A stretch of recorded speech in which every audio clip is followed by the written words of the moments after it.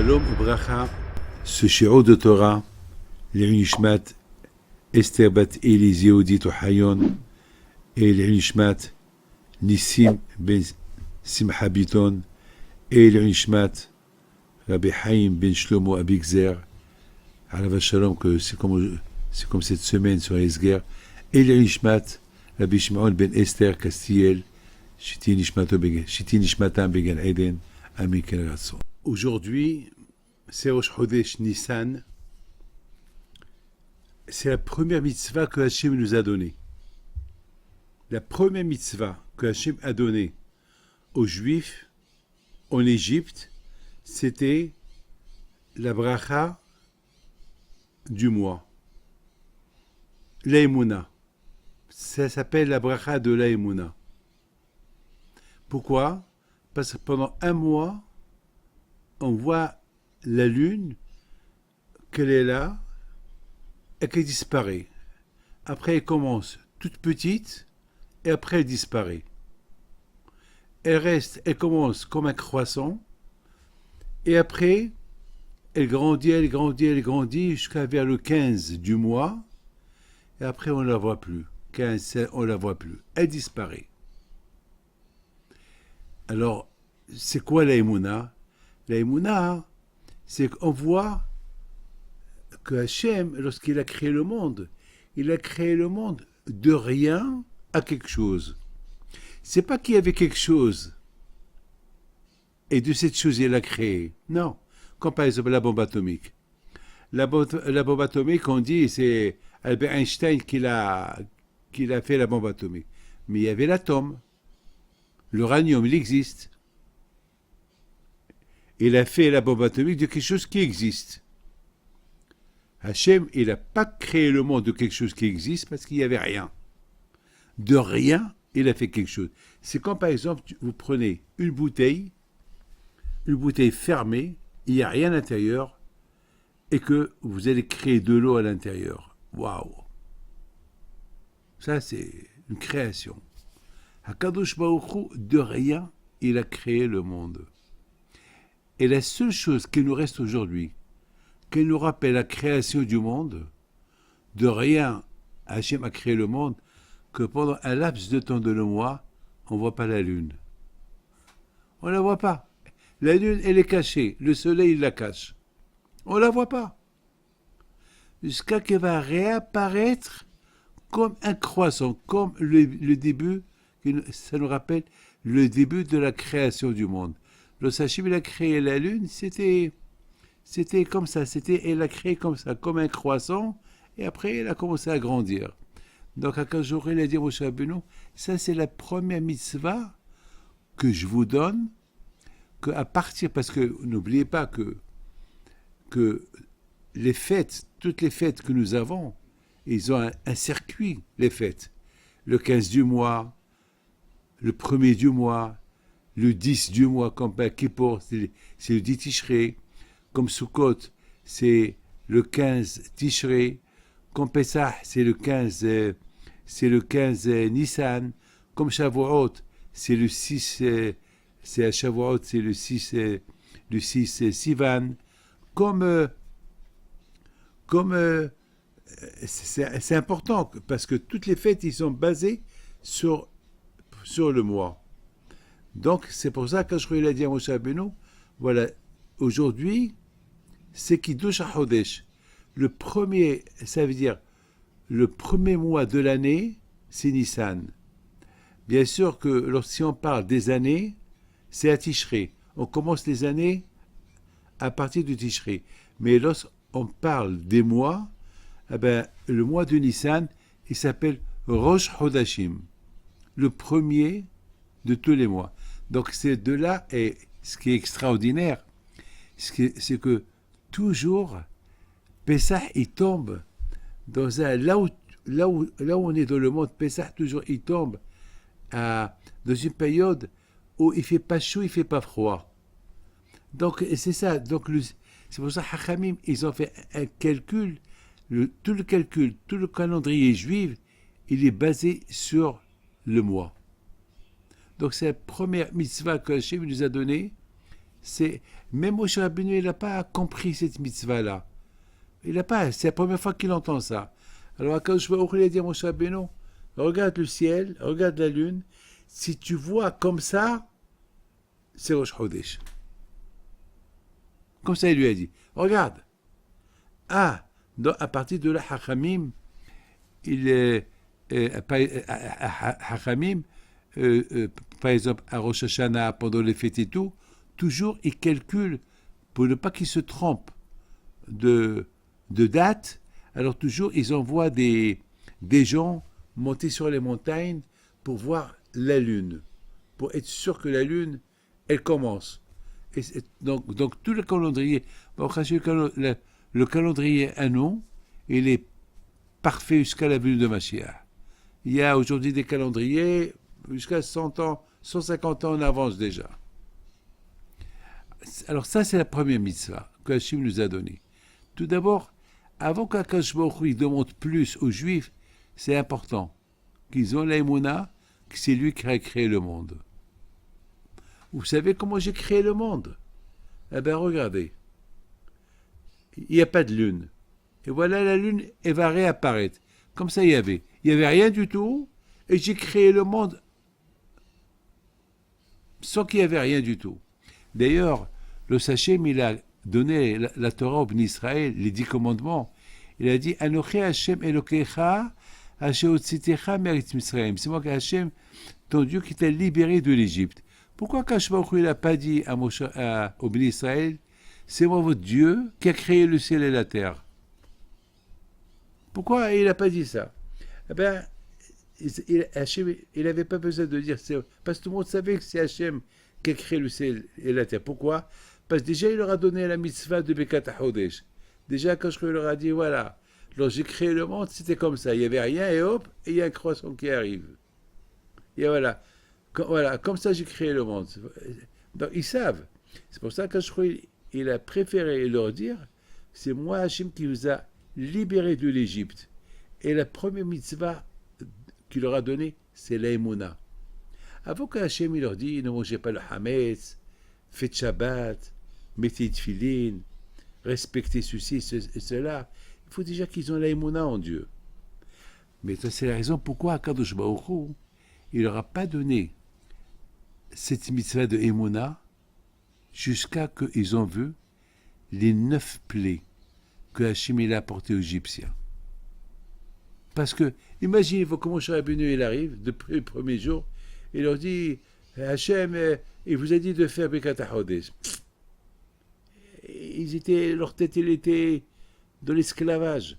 Leur tête, elle était avec Paro. Ils croyaient beaucoup que Paro, c'était le Dieu. Ils croyaient en Dieu. Mais pour eux, ils croyaient plus celui qui voyait. Ils voyaient Paro. Paro était un grand magicien. Et à part ça, il a reçu une bracha de Yaakov Abinu, que chaque fois qu'il va au Nil, le Nil, il vient vers lui, et il va donner de l'eau à toute l'Égypte. Donc, Paro, il tenait toute l'Égypte avec le Nil, à tel point que le monde croyait que c'est Paro le Dieu, et c'est lui qui fait boire de l'eau à toute l'Égypte. Mais ça, c'était la bracha de Yaakov Abinu. Alors, qu'est-ce que Hachem a fait? Lorsque Hachem a envoyé Moshe Rabbeinu pour libérer les Juifs, le premier coup qu'il a envoyé, c'est Dam. C'est le Nil qui a été touché. Ce Nil-là, que l'Égyptien disait, c'est Paro qui l'a créé, et c'est lui le Dieu, il l'a rendu rouge, il est devenu du sang. Et tous les animaux qu'il y avait dedans, les poissons, les crocodiles, tous, ils sont tous morts. Tout est mort. Donc là, ils ont commencé à croire que Hachem, c'est une force.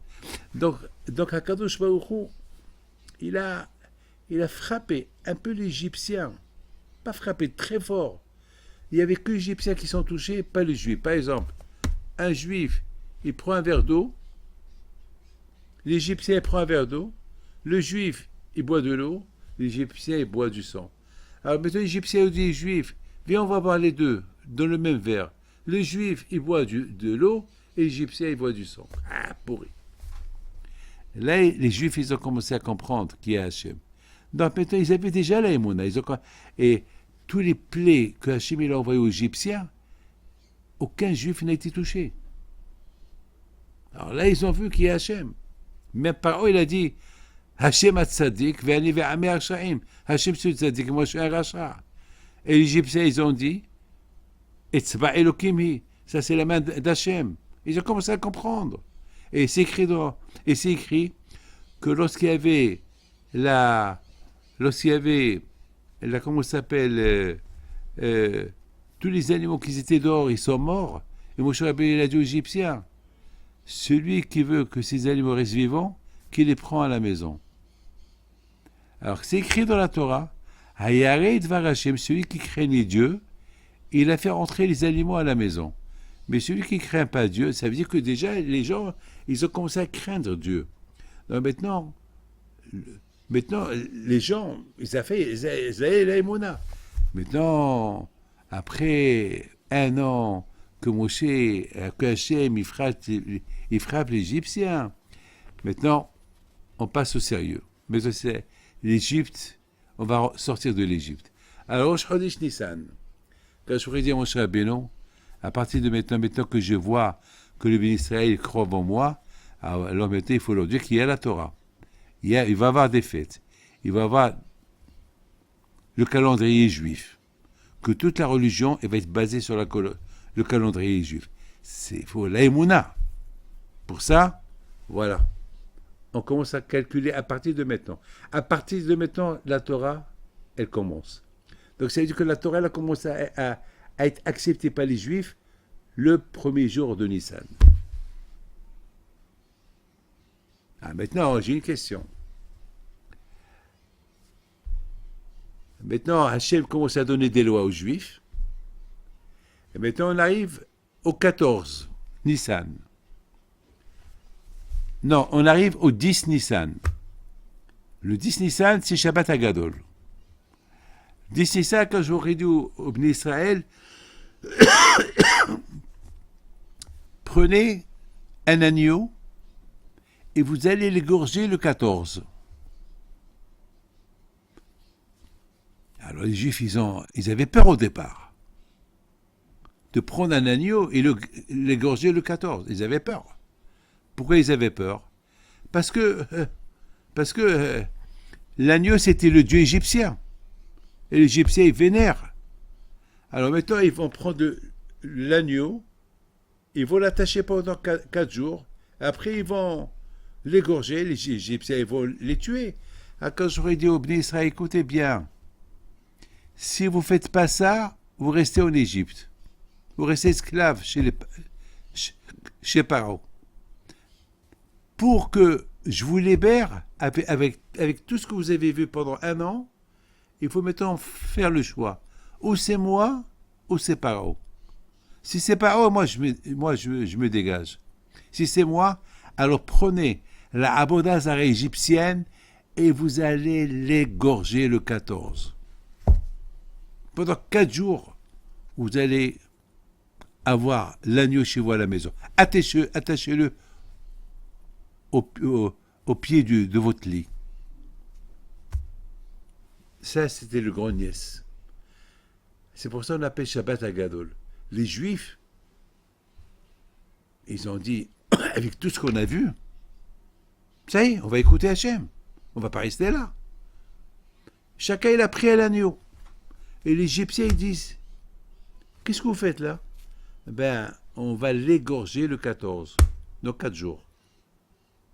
Vous allez égorger notre Dieu? Oui. On va le griller, on va faire du michoui, et on va le manger. Les Égyptiens, ils voulaient tuer les Juifs, mais ils restaient paralysés. Ils sont partis, il paraît qu'ils ont fait la guerre contre Paro. Regarde, qu'est-ce qu'ils font à notre Dieu? Paro leur dit, malheureusement, je ne peux rien faire. Leur Dieu, il est plus fort. Il est plus fort que nous. Maintenant, il y a une autre mitzvah. Hachem, il dit à Moshe Rabbeinu, dit aux Juifs, avant que le 14, ils vont égorger le mouton, il faut qu'ils fassent la Brit Mila. Ah ben, il y a un problème. Ils vont faire la Brit Mila, ils vont quitter le soir. des millions de juifs qui vont faire la Brit Mila, en général, on est malade après une opération, surtout pour les adultes. Comment ils vont faire après la Brit Mila comment ça va se passer? Et Hachem il dit, et après, une fois que vous faites la Brit Mila, vous allez égorger le mouton. Là encore un grand problème. La Brit Mila, malade, et comment on va égorger? Et en plus, on va égorger l'idolâtrie égyptienne. Les Égyptiens vont nous voir malades, ils vont nous tuer. Là aussi, c'est la Emouna. Si tu as l'Emouna en Dieu, tu écoutes, tu exécutes. Mais les Bnei Israël, ils se sont déjà entraînés pendant 1 an. Ils ont vu la force d'Hachem. Ils ont dit, il n'y a que Hachem. Et surtout les Shaïm, qui ne voulaient pas quitter l'Égypte parce qu'ils sont devenus riches, ils sont morts le soir, pour les 3 jours qu'il y avait le Hosher, l'obscurité, quand je les a tués. Parce que, pourquoi voulez-vous que le bon Dieu les libère s'ils sont des Shaïm? Ils veulent rester en Égypte. Quand je veut libérer les Juifs pour leur donner la Torah, ceux-là, ils ont profité, ils sont devenus riches, ils veulent rester en Égypte. Ils ont profité de Dieu. Le bon Dieu leur a dit, d'accord, pendant 3 jours d'obscurité, Hachem les a tués. Et aucun Juif n'a osé péter. Tout le monde était d'accord. Et ils ont fait la Brit Mila et le grand Ness. Même qu'ils ont fait la Brit Mila, ils sont partis égorger le mouton. Ils n'ont pas senti. Jusqu'à qu'ils marchaient et le sang y coulait. Alors la Torah dit,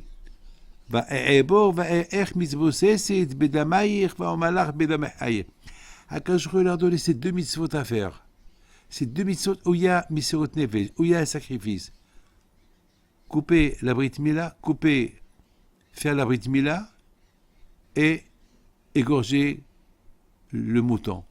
Et le sang du mouton et le sang de la Brit Mila, il s'est mélangé. Et Akadosh a dit, ah, là vous êtes mon peuple. Et les Bnei Israël, ils ont vu ce grand miracle que l'Égyptien ne pouvait rien faire. Ben là, ils sont en train d'égorger leur Dieu, du sang de partout. Et ils marchent et le sang, il coule de leur Brit Mila. Ils se mélangent. Hachem, il a voulu que les Bnei Israël, ils font Misirot Nefesh, un sacrifice pour lui. Hachem leur a dit, vous avez fait un sacrifice pour moi? Maintenant, ça y est, vous êtes. Jamais j'oublierai ce que vous avez fait. Donc, le Korban Pessah, tout le temps on le fait. Tant qu'il y avait le Beth Amikdash, on faisait Korban Pessah.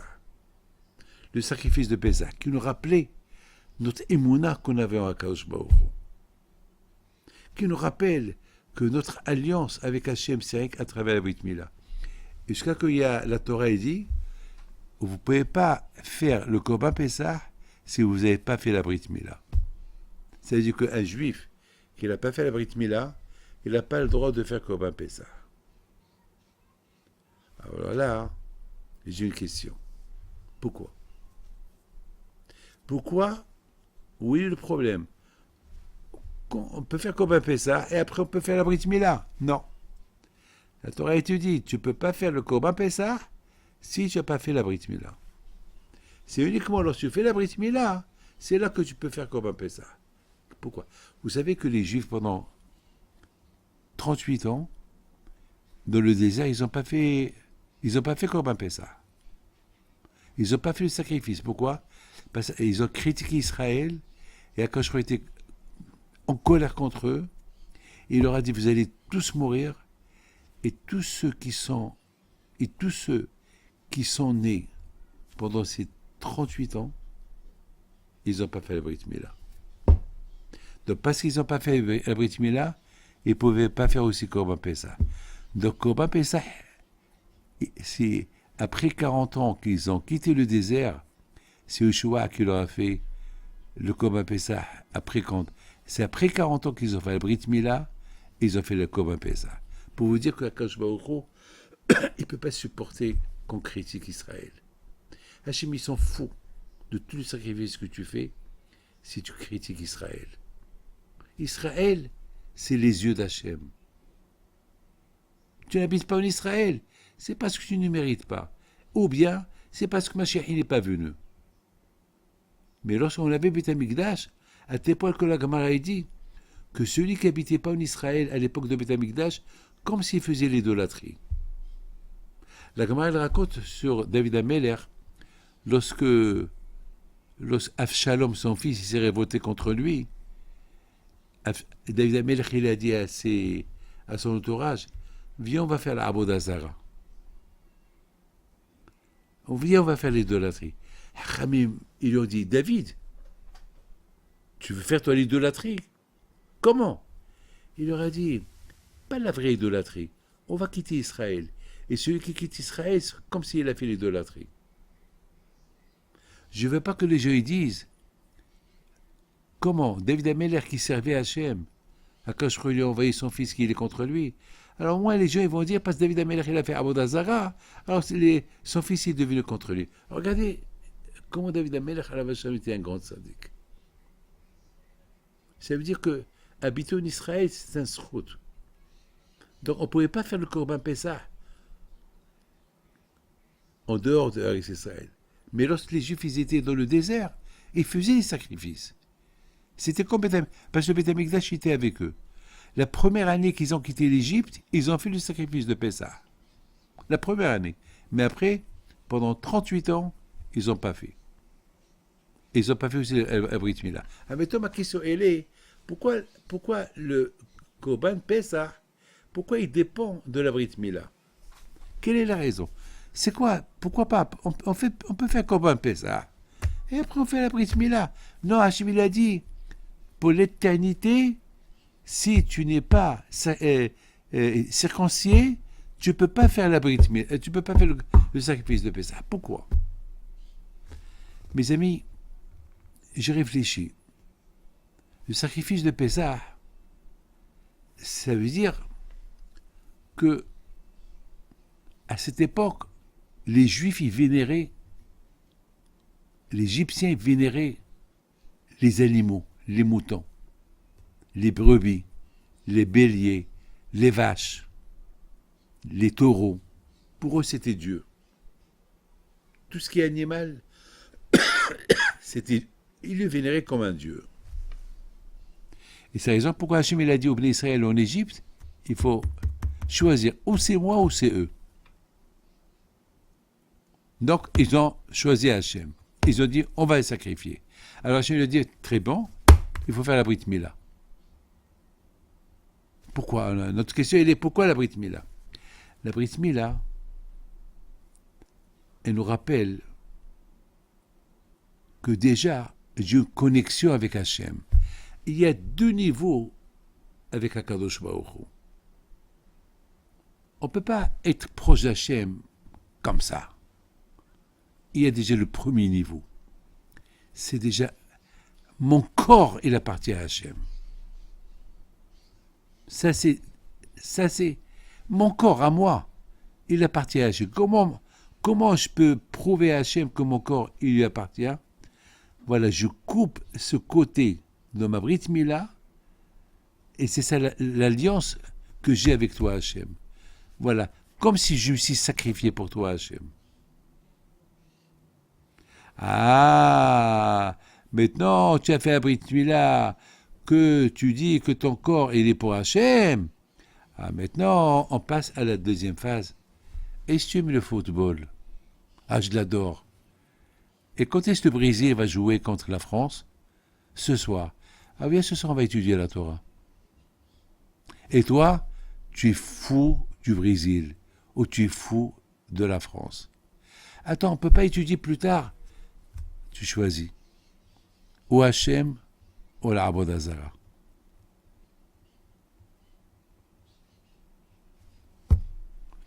Mais si, Bémet, tu as sacrifié ton corps pour Hachem, le reste, c'est du bidon. Pour moi, football, vous savez, une fois, jamais j'oublierai une fois, il s'est passé quelque chose de magnifique. Une fois, j'étais en Argentine, et j'étais à Sheva Brachot, mais il n'y avait personne. En plus, je suis arrivé en retard. Il n'y avait personne. Pourquoi il n'y avait personne? Parce qu'ils étaient tous en train de voir le match de football, deux équipes. L'Argentine avec une autre équipe. Et après, on a entendu des cris et des cris chaque fois. On a entendu des cris. Ah oui, ils ont manqué un. Et à la fin, une fois que je crois que c'est l'Argentine qui l'a gagné, ils sont retournés à la maison. Et je vois un monsieur qu'il était pâle. Il avait les yeux comme ça enflés. J'ai dit, Bruno, qu'est-ce que tu as? Il m'a dit, oh là là, ce que j'ai pleuré, moi et mon fils, on a pleuré, pleuré. Pourquoi tu as pleuré? Parce qu'au départ, on a perdu 1-0. Après, on a marqué un but. Et on a crié, on a pleuré de joie. Après, eux, ils nous ont marqué encore un but. Alors, on était 2-1. On était malheureux. Et on a pleuré. Et après, on a gagné, on a égalisé. Et après, on a donné un autre but. On a gagné 3-2.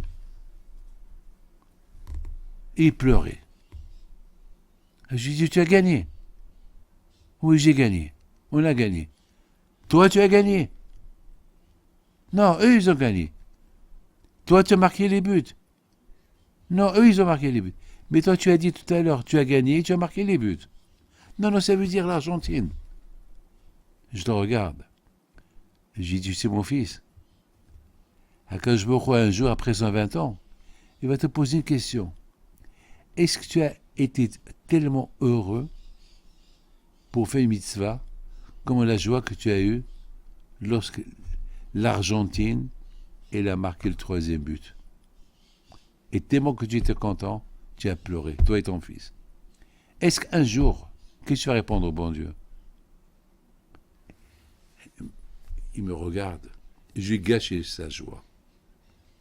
Je lui ai gâché sa joie. Il me regarde, il me dit, je vous comprends. Je dis, mon fils, Hachem, il est jaloux. De la même façon qu'on est idolâtre, qu'on aime le football, on aime l'argent, Hachem, il veut qu'on l'aime aussi. Alors quoi? Tu aimes Hachem? Oui, mais tu aimes le football plus que Hachem. Pas jamais tu as fait une mitzvah. Avec joie, avec émotion, comme le 3e but que toi tu dis que tu as marqué. C'est ce que Hachem voulait de nous à la sortie de l'Égypte. Il voulait qu'on fasse 2 sacrifices, un plus que l'autre. Et pour arriver à faire le 2e, il faut passer par le premier. Tout d'abord, est-ce que tu aimes Dieu? Comme Yitzhak Abinu qu'il a donné son corps pour Hachem. Oui, la Brit Mila. Mais, il n'y a pas de mais. Mais, il n'y a pas de mais. Tu l'as fait, moi je te protège. Ok, je l'ai fait. Alors quoi d'autre? Tu l'as fait. Maintenant, je veux que tu fais la 2e chose. Maintenant que tu m'aimes et tu sacrifies ton corps pour moi, mais je veux que tu sacrifies cette idolâtrie que tu as dans la tête. Ce football que tu as dans la tête.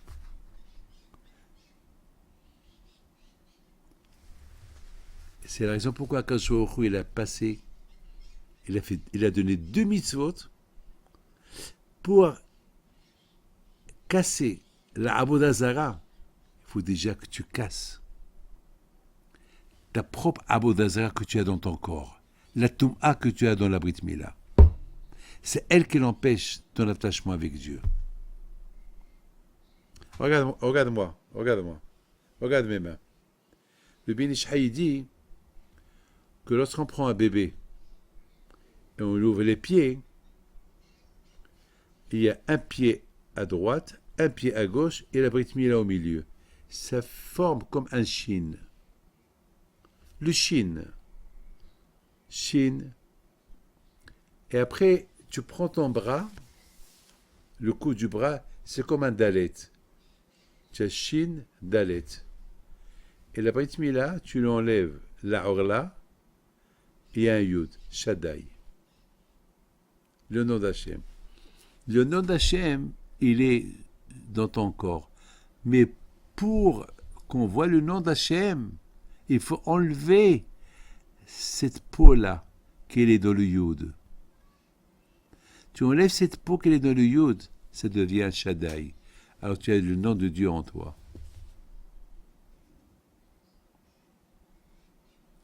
Maintenant, on comprend très bien quelle est la raison pourquoi Akadosh Baruch Hu, il a dit au Béni Israël, si vous voulez être protégé d'Égyptiens et vous voulez être protégé de tout et surmonter le Sahara, qui est la Avodah Zarah égyptienne, la Brit Mila. Déjà, avoir confiance en moi, l'aïmouna en moi. Si tu as l'aïmouna en moi, alors tu ne crois pas dans la Avodah Zarah. Mais si tu ne fais pas ça, tu vas faire le Korban Pessah, tu vas faire le sacrifice de Pessah, et alors tu vas croire et en paix, et dans la Avodah Zarah égyptienne, et en moi. Ça ne marche pas. Au moi, il n'y a que moi. Vous savez, il y a un grand rabbin qui s'appelle Rab Haikin, le grand rabbin d'Aix-les-Bains. Une fois, c'était l'époque en France, il y a peut-être 40 ans de cette histoire, il y avait la Coupe mondiale. Il y avait la Coupe mondiale de football. Alors, je l'ai rencontré. Et lui était l'élève de Hafetz Haïm. Et c'est une histoire qui date 35 ans, 40 ans. Il m'a dit, c'est bizarre. Il lui parlait pas très bien français. Je dis, bizarre quoi? Il me dit, tout le monde parle du football, du football. Il donne l'importance au football, football, football. Il répétait, football. Ce ballon-là, ils aiment le ballon. Mais c'est bizarre. Lorsqu'on aime quelqu'un, on le caresse, on l'embrasse. Et eux, ils frappent le ballon. Alors comment ils peuvent l'aimer, le frapper avec des coups de pied? C'est beau, hein? Si on aime à quelqu'un, on l'enlace, on l'embrasse. On ne lui donne pas des coups de pied. J'ai dit, tu as raison. Vous savez, il y a une Gemara qui dit qu'une fois David Amelech, il était à la salle de bain, au hammam, il était nu, il a eu peur. Il dit, oh là là, je suis nu, je ne suis pas protégé, je suis nu des mitzvot, je fais pas. Parce qu'un homme, il doit être toujours actif, mitzvah, mitzvah, mitzvah, mitzvah, qui passe sur la tête, j'ai un taït katan, je parle pas la shona, mais dans la salle de bain, il n'y a rien, il n'y a pas de mitzvot. Il a eu peur. Après, il a vu sa Brit Mila. Ah, Baruch Hashem, j'ai une mitzvah qui m'accompagne partout. La Brit Mila. Une seule fois dans la vie, tu l'as fait, et il y a le nom de Dieu. Tu es aux toilettes, tu es à la salle de bain, tu es là où tu es, le nom de Dieu est avec toi, et la mitzvah, elle est avec toi. Rabbi Yoshua Pinto alav shalom, mon arrière-grand-père, il pose une question. Il dit, pourquoi Hachem n'a pas fait que celui qui grandit, il fait la Brit Mila? Pourquoi c'est le père qui fait la Brit Mila à son fils, à l'âge de 8 jours? Puisque la Brit Mila, c'est la mitzvah la plus importante. Alors, et c'est la première mitzvah que le bon Dieu a donnée à Abraham Abino. Et c'est bizarre. Pourquoi Hachem n'a pas donné à Abraham Abino la mitzvah de Bekata Levana, qui est de Shachodesh? Parce qu'il n'y avait pas encore la Torah. On était encore loin de la Torah. Donc Hachem il a donné la mitzvah de Bekata Chodesh que lorsqu'on approche à la Torah. Bon, lui, et en plus, Bekata Chodesh, c'est l'Emouna. Abraham Abino, il n'y avait pas un deuxième qui avait l'Emouna en Dieu, Abraham Abino. Ouais. Lui-même. Alors, Abraham Abino, alav shalom, c'était lui le premier. Très bien. Alors, Rabbi Yoshua Pinto, alav shalom, le riff de Ein Yaakov, il pose une belle question. Pourquoi on ne fait pas la Brit Mila? Moi, David Pinto, lorsque je commence à l'âge de 13 ans, comme Ishmaël a fait la Brit Mila à l'âge de 13 ans. Alors, on fait pourquoi? Ou bien à l'âge de 10 ans. Pourquoi Hachem a voulu qu'on fait la Brit Mila très petit? Et c'est papa qui me l'a fait. Pourquoi pas c'est moi qui l'a fait? Je préfère que c'est moi qui l'a fait. Et Rabbi Yoshua Pinto, il donne une belle réponse. Il y a beaucoup de réponses. Mais Rabbi Yoshua Pinto, il donne une belle réponse. Il dit, ce bébé-là, il est juif. Son père est juif, sa mère elle est juive. Avec qui il va être protégé jusqu'à qu'il va grandir? Quelle mitzvah il va faire jusqu'à qu'il grandit? Parce que le juif, il faut qu'il y ait une mitzvah qui le protège. Alors s'il n'y a pas de mitzvah qui le protège, comment il va être protégé? Ah, la raison. Aïe, aïe, aïe. Alors Hachim il a dit, papa, fais-lui la Brit Mila. Comme ça, cette mitzvah de Brit Mila, elle va le protéger jusqu'à qu'il grandit. En plus, la mitzvah de Brit Mila, c'est pour casser le Satan. Et en plus, la mitzvah de Brit Mila, il y a le nom de Dieu en toi. Shaddai, Shomer Datot Israël. Hachem te protège. Une protection. La Brit Mila, c'est sentir le nom d'Hachem en toi. Maintenant, on comprend très bien comment tu vas tuer l'idolâtrie égyptienne alors que toi, tu n'es pas, il n'y a pas le nom de Dieu en toi. C'est impossible. C'est pour ça que Hachem a dit, attends déjà, que tu crois en moi, tu as le nom de Dieu en toi, avec la Brit Mila, là, tu peux t'occuper de la Abodazara égyptienne. Tu l'égorges. Vous savez,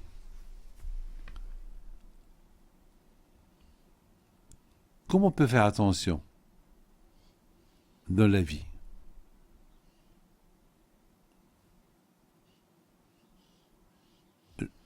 Ici, en Israël, il y a la guerre.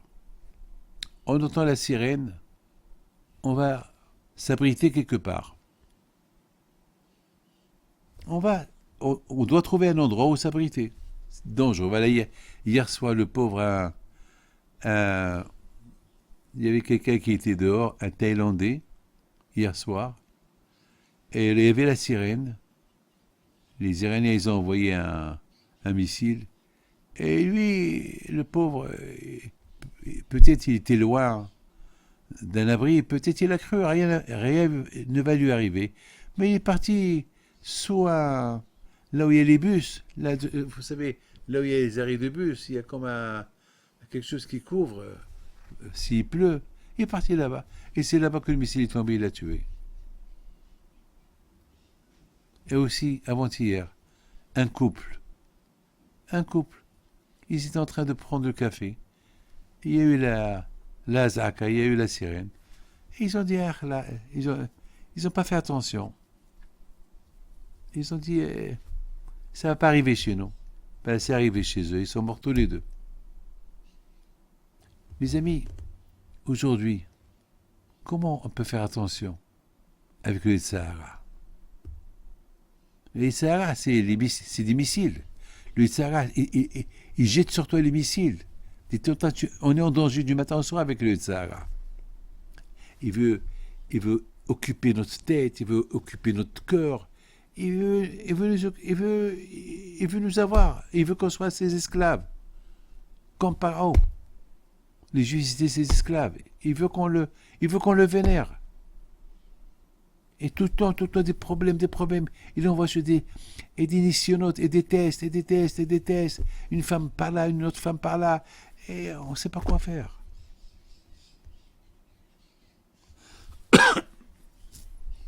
La Brit Mila, elle aide beaucoup.